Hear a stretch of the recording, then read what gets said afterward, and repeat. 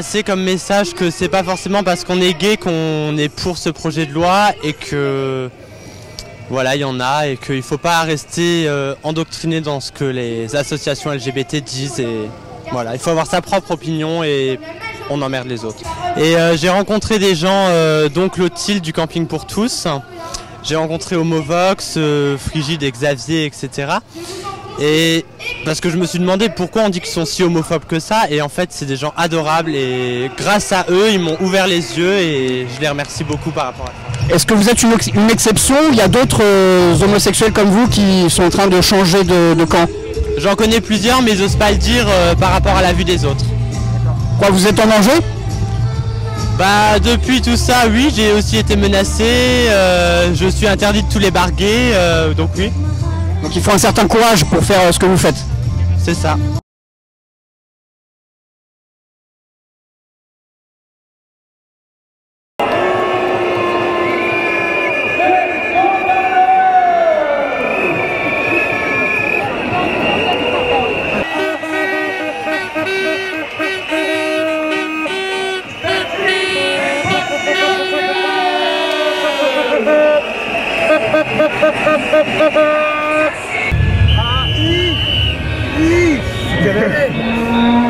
Citoyennes, citoyens, si je travaillais pour le gouvernement, je devrais vous dire que la Terre est plate.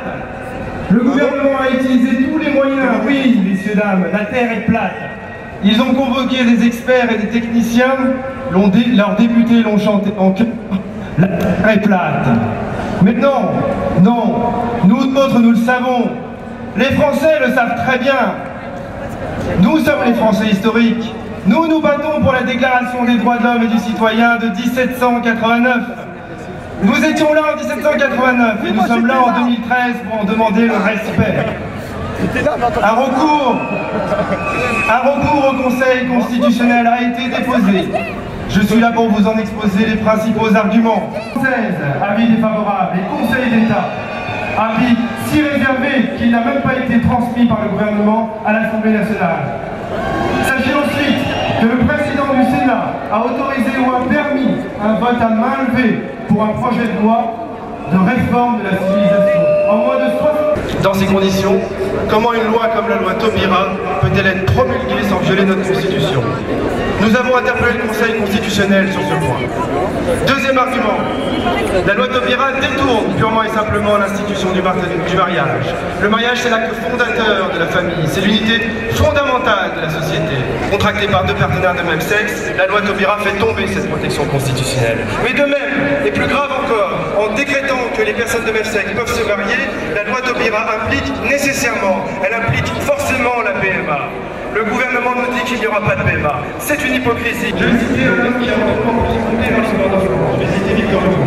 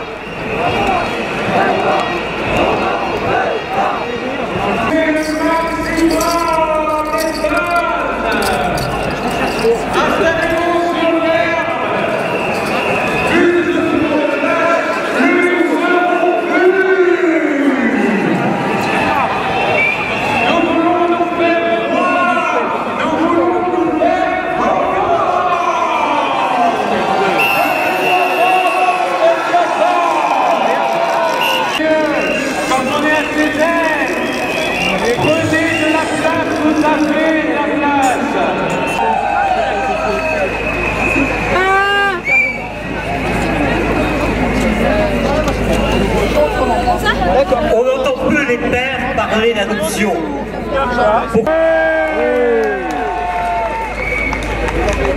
Les raisons de l'abandon de chacun de mes 7 enfants sont variables pour chacun d'eux. Avec Nathalie, mon épouse, nous leur avons toujours tout dit de ce que nous savions de leur vie avant leur adoption. Parce que les enfants ont besoin de vérité.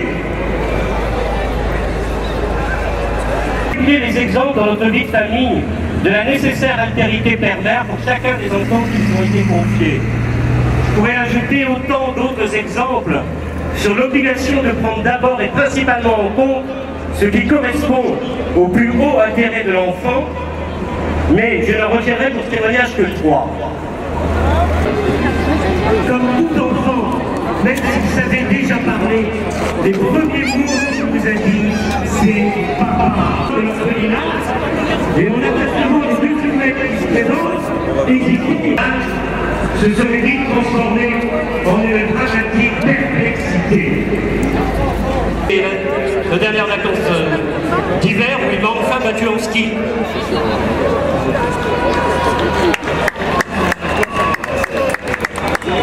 Et je crois qu'il a eu avant sa naissance.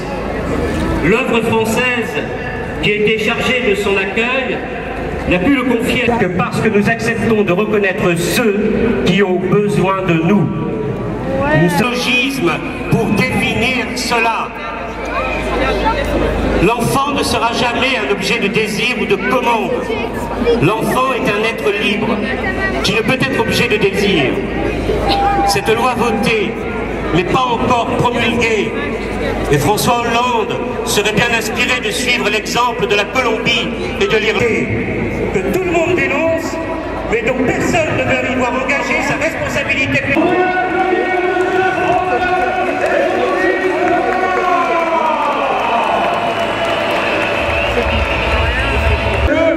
Nous avons le devoir de nous lever. Nous avons le devoir de nous lever pour dire non à la loi Taubira. Comme vous le savez maintenant, la manif pour tous vit grâce à vos dons. Ah, si tu savais ta réforme Taubira. Si tu savais ta réforme.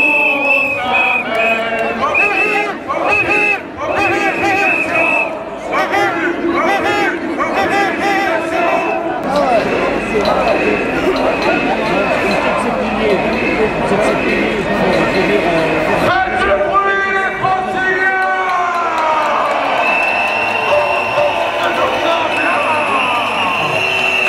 Agitez vos drapeaux!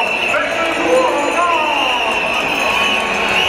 Et prenez de la place, mettez-vous à vos ailes sur cette belle Bretagne!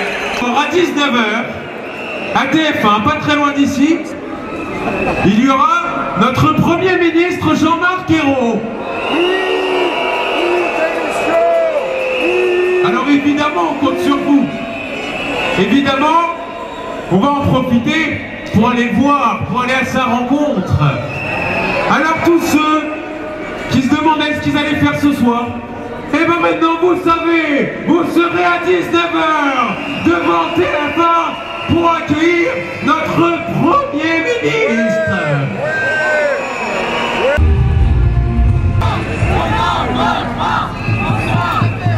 Bonjour.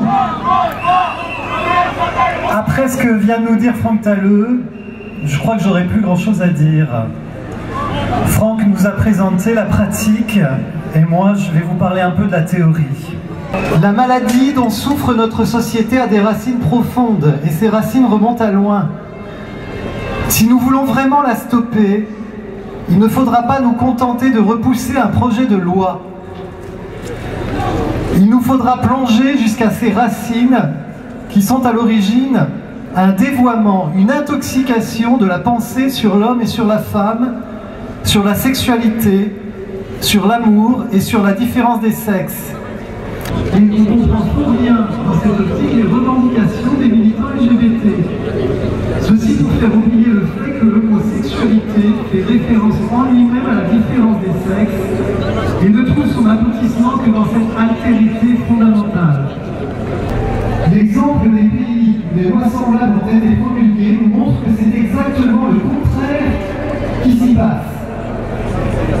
Comment peut-on soutenir que le fait d'ouvrir le mariage aux couples de même sexe ne changera rien pour le reste de la société, alors qu'il s'agit de l'institution qui régit les liens de la filiation? Or, qu'y a-t-il de plus fragile et de plus révocable qu'une volonté qui ne se fonde pas sur une réalité concrète? Il suffit d'observer le nombre des divorces pour s'en convaincre. Même pouvait être la propriété de quelque institution.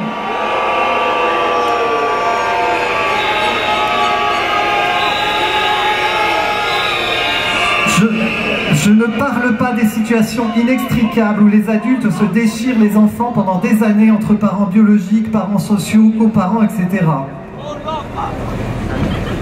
Seule la structure familiale composée d'un père et d'une mère élevant ensemble leurs enfants constitue une base saine, solide et sécurisante pour assurer une façon optimale de rééducation. La recouvre des réalités familiales extrêmement diverses et différentes suivant que l'enfant a ou non des contacts avec ses deux parents biologiques. La diversité de telles situations réclame des réponses au cas par cas et non une loi, disons par des lois. Il y a fort à parier que les enfants qui vivent dans de telles situations sont aujourd'hui mieux protégés qu'ils ne le seraient demain si elles venaient à être officielles. Un sitting pour dire non à la loi Taubira. Les biens bien être donnés. Alors, cherchez les biens, mais si vous ne les trouvez pas, vous pouvez toujours soutenir la Manif pour tous en faisant un don sur notre site internet www.lamanifpourtous.fr. On compte. Alors aujourd'hui, pour montrer votre détermination, vous allez faire du bruit. Allez, Francis, faites du bruit, montrez que vous êtes là, montrons notre détermination. Vous avez vu l'intérêt que ça a de s'espacer, de prendre ses aises. On est déjà beaucoup mieux pour danser, on est beaucoup mieux pour crier, et on est encore plus visible. Alors faites du bruit, montrez que vous êtes là.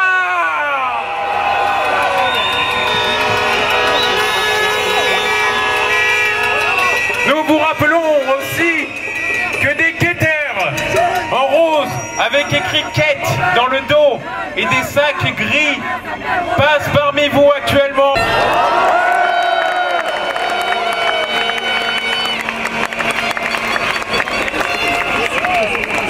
Pour information, les associations LGBT sont furieuses contre moi face à mon nouveau positionnement. Certaines m'ont viré.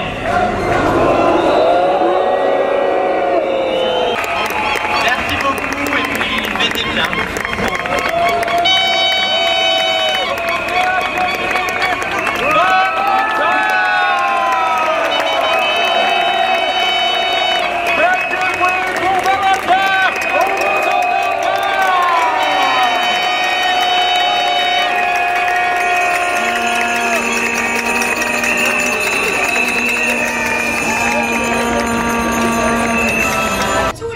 Valentin, vous avez eu une intervention remarquée aujourd'hui. Qu'est-ce que vous vouliez faire passer comme message? Passer comme message que c'est pas forcément parce qu'on est gay qu'on est pour ce projet de loi et que voilà, il y en a et qu'il faut pas rester endoctriné dans ce que les associations LGBT disent et voilà, il faut avoir sa propre opinion et on emmerde les autres. Et vous disiez qu'il y a quelques temps, il n'y a pas longtemps du tout, vous étiez encore contre le mariage homosexuel et que vous avez changé d'avis. Qu'est-ce qui vous a fait changer d'avis? Pour le mariage. Exactement. Voilà. Et j'ai rencontré des gens, dont Clotilde du Camping pour tous. J'ai rencontré Homovox, Frigide et Xavier, etc. Et parce que je me suis demandé pourquoi on dit qu'ils sont si homophobes que ça. Et en fait, c'est des gens adorables et grâce à eux, ils m'ont ouvert les yeux et je les remercie beaucoup par rapport à ça. Est-ce que vous êtes une exception? Il y a d'autres homosexuels comme vous qui sont en train de changer de camp? J'en connais plusieurs, mais j'ose pas le dire par rapport à la vue des autres. Quoi, vous êtes en danger? Bah depuis tout ça, oui, j'ai aussi été menacé, je suis interdit de tous les bars gays, donc oui. Donc il faut un certain courage pour faire ce que vous faites. C'est ça. Merci beaucoup.